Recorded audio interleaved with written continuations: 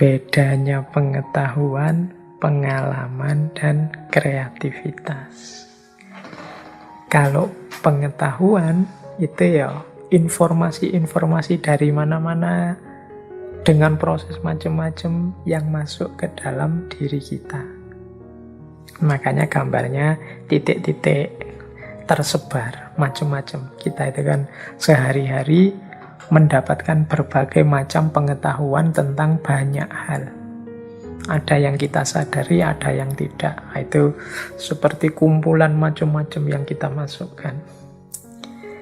Nah, nanti pengetahuan-pengetahuan ini bisa jadi pengalaman, menjadi rujukan dari pengalaman. Misalnya, kita punya pengetahuan tentang rasa sakit pilek setelah banyak minum es. Nah, ini kan pengetahuan yang kemudian sumbernya adalah pengalaman, experience. Nah, di situ kemudian muncul pola. Ada garis-garisnya. Oh, setelah saya minum es, kemudian pilek. Kalau sudah pilek, biasanya saya harus banyak minum, banyak tidur, istirahat. Setelah itu 2 hari, terus pileknya mulai reda. Ini experience yang berhubungan dengan knowledge, pengetahuan. Jadi pola-pola yang kita alami sehari-hari itu namanya kan experience. Yang itu didukung oleh pengetahuan kita. Ya, yang kita sama sekali tidak memahami berarti tidak ada knowledge di situ, ya kita tidak bisa menangkap pengetahuan itu. Ini apa sih? Apa sih itu? Belum paham ya. Dia tidak jadi experience. Experience itu ketika ada pengetahuan yang berjalin dengan yang kita alami. Nah, yang ketiga kreativitas. Kalau kreativitas gambarnya tidak rapi.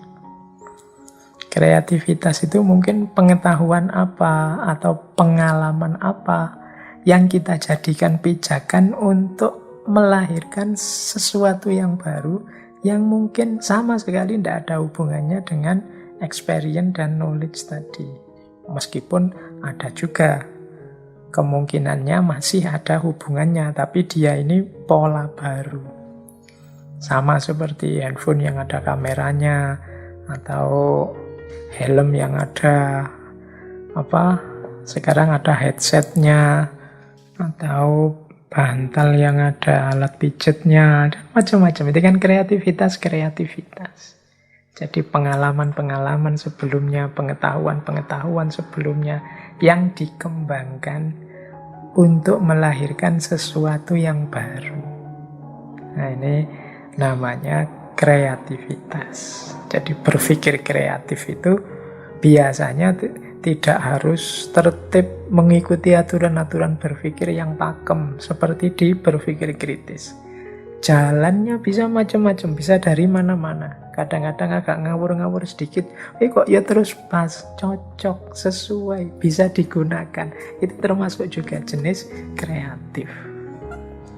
Orang tidak mikir ke sana, karena kalau dipikir lempeng saja sesuai norma-norma berpikir selama ini, ya lahirnya ya lempeng saja, seperti yang lain, tidak ada yang baru. Tapi dalam berpikir kreatif ini orang tidak lurus-lurus saja, kadang meloncat-loncat, kadang putus hubungan sama sekali, lahir sesuatu yang baru. Itu namanya berpikir kreatif. Di situ justru terletak kuncinya perkembangan dan kemajuan peradaban manusia. Yuk kita lanjut. Berarti apa berpikir kreatif itu? Nah, nanti ada definisi tentang berpikir kreatif, baik dia sebagai satu keterampilan, atau sebagai satu perilaku, atau sebagai proses, atau sebagai guna. Jadi, apa sih berpikir kreatif itu?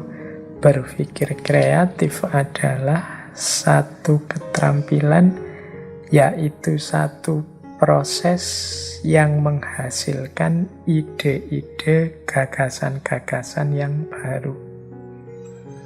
Jadi kemampuan berpikir kreatif kita terbukti dengan munculnya inisiatif-inisiatif, ide-ide, gagasan-gagasan, solusi-solusi, kemungkinan-kemungkinan yang baru. Ini namanya berpikir kreatif. Jadi kalau ada orang ingin ngecek apakah dirinya kreatif atau tidak, itu parameter paling mudah adalah mampu atau tidak dia menghasilkan ide-ide baru, gagasan-gagasan baru, solusi-solusi baru, alternatif yang belum pernah ditemukan orang sebelumnya, belum pernah muncul dalam gagasan orang lain. Ini namanya berpikir kreatif. Nah, berpikir kreatif ini membutuhkan beberapa asumsi. Yang pertama tentang perilakunya. Untuk bisa berpikir kreatif dibutuhkan orang yang punya perilaku menerima perubahan, siap menghadapi kemungkinan-kemungkinan, dan fleksibel dalam pandangan. Ini perilaku orang yang berpikir kreatif. Berarti apa loh? Orang yang tidak mau menerima perubahan, orang yang tidak siap menghadapi lahirnya kemungkinan-kemungkinan baru yang mungkin berbeda dengan yang dia kenali, dia ketahui selama ini, atau orang yang tidak fleksibel, orang yang kaku dalam berpandangan, sulit untuk masuk ke ranah berpikir kreatif ini. Disinilah nanti letaknya, akarnya yang sering kita sebut sebagai kejumutan. Kejumutan itu kekakuan, kebekuan. Ini yang membuat satu budaya, satu peradaban tidak berkembang. Kenapa? Karena manusianya tidak mau berubah. Tidak siap menghadapi kemungkinan-kemungkinan baru dan kaku dalam tata pikirnya. Menganggap bahwa yang benar ya mesti ini, cuma ini. Tidak mungkin ada yang lain. Nah, wis kalau sudah perilaku berpikirnya seperti ini, tidak mungkin dia mau masuk ke ranah berpikir kreatif. Karena berpikir kreatif itu menampilkan ide-ide, gagasan-gagasan, dan kemungkinan-kemungkinan baru. Jadi prasyarat perilakunya menerima perubahan, siap menghadapi kemungkinan-kemungkinan, dan fleksibel.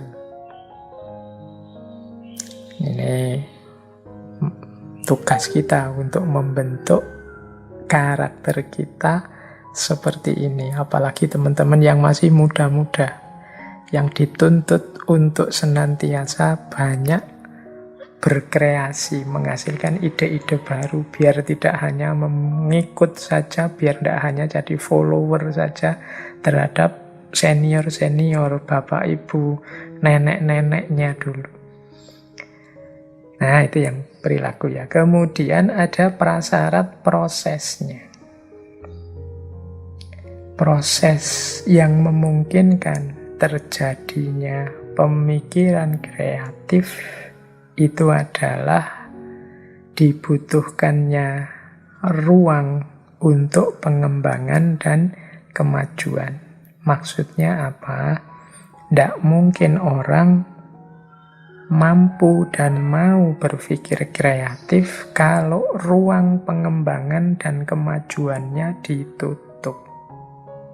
Kalau orang sudah dicegat, sudahlah, tidak usah banyak usul, sudahlah, tidak usah banyak tanya, sudahlah, tidak usah mikir macam-macam, ikuti saja apa yang sudah ada.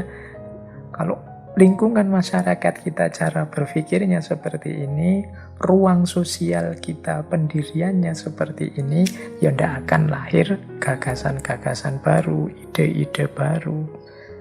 Berarti tidak mungkin terjadi kemajuan-kemajuan. Untuk terjadi kemajuan kan harus ada gagasan-gagasan baru, harus ada alternatif-alternatif solusi hidup yang baru, yang berbeda dengan sebelumnya. Tapi kalau ruang ini sudah ditutup, ya tidak mungkin terjadi berpikir kreatif. Orang tidak boleh ngomong, orang tidak boleh usul, orang tidak boleh menyatakan ide gagasannya. Kalau menyatakan ide gagasannya yang berbeda dengan yang diyakini oleh mayoritas selama ini, dia terancam hidupnya, terancam kebebasannya, terancam kenyamanannya, dan lain sebagainya. Maka ya tidak mungkin lahir pemikir-pemikir kreatif. Jadi itu prasyarat prosesnya. Dan yang keempat, aspek gunanya. Dari sisi guna itu manfaatnya, berpikir kreatif itu membantu kita menemukan dan memecahkan masalah lebih cepat dan lebih mudah. Mengapa sih masalah itu terjadi? Masalah itu kan terjadi karena jawaban-jawaban lama yang semula diyakini sebagai solusi ternyata tidak menyelesaikan. Di situ kan muncul masalah. Berarti apa? Orang butuh jawaban-jawaban baru, alternatif-alternatif jawaban yang baru. Disinilah kemudian penting kemampuan berpikir yang kreatif. Itu manfaat yang pertama. Manfaat yang kedua, berpikir kreatif itu memberi perspektif-perspektif, memberi banyak tawaran untuk dipilih, untuk membuka jalan lahirnya perubahan yang lebih baik. Kalau kita berpikir kreatif itu kan tiba-tiba muncul banyak alternatif jawaban. Bisa ini, bisa itu, bisa yang sana, bisa yang...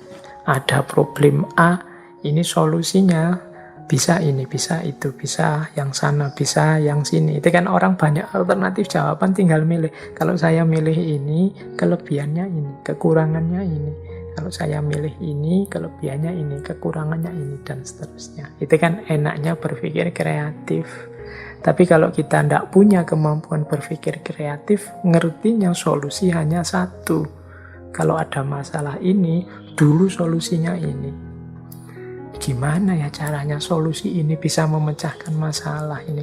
Kita tidak memunculkan ide-ide baru, hanya macet, bulet di situ. Akhirnya kita stres berlama-lama, bingung berlama-lama, akhirnya memaksakan ideal-ideal yang tidak masuk untuk menjawab persoalan-persoalan hari ini. Akhirnya ya masalah tidak selesai, kadang-kadang malah muncul masalah baru. Jadi itulah paling tidak aspek manfaat atau guna dari berpikir kreatif.